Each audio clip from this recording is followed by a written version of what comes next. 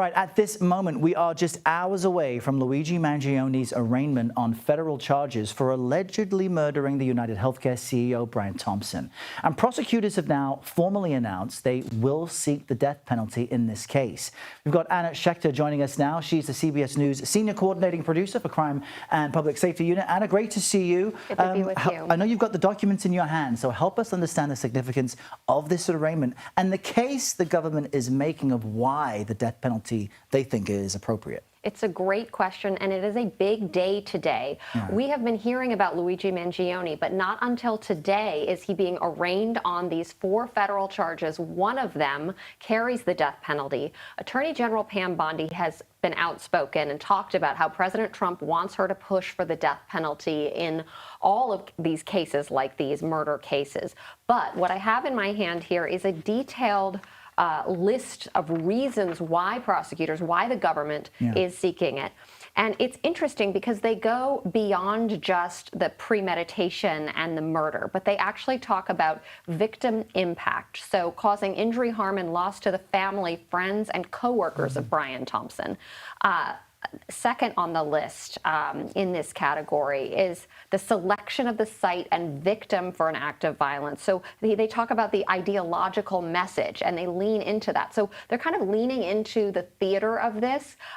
This has garnered so much attention from around the world. So they're reminding people, including the judge, about how he maximized the visibility and impact of the victim's murder. And last, they speak to future dangerousness. So they allege that Mangione presents a future danger because he expressed intent to target an entire industry and rally political and social opposition to that industry. So they're really not above the theater either. Now, look at Mangione's lawyers. In every hearing up until now, they've also leaned into the support, the outpouring of support for Mangione, because remember, the killing of Brian Thompson was a cultural touch point that sparked rage from around the country and around the world over how expensive it is to get health care in the United States.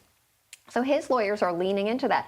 They've created a website. They're even posting, you can click on a tab. How do I know that my letter to Luigi Mangione has been received, that he's read what I sent him? Wow. They're actually posting notes. He's apparently keeping tabs on who has written to him and responding. So his lawyers are leaning into the public attention, but the prosecutors are as well. And regardless of what you think about the death penalty, they feel that in this case, it's warranted. And remember, sometimes this might be surprising to some of our viewers, but 54% of Americans today support the death penalty. Now, that's right. lower than has been in the past, but it's still more than half of Americans believe it's warranted in some cases. And it is a reminder that you have Brian Thompson's widow, his children living through trauma after the death of their father and husband. What about the state charges that Mangione is facing in Pennsylvania as well? How is that different? Well, this is different because all of that happened in the past. So Mangione was arraigned on 11 counts in New York. Manhattan District Attorney Alvin Bragg brought those murder charges, gun charges, forgery charges, and that's related to that fake ID that he used. So he was already arraigned and pleaded not guilty back in December to those charges.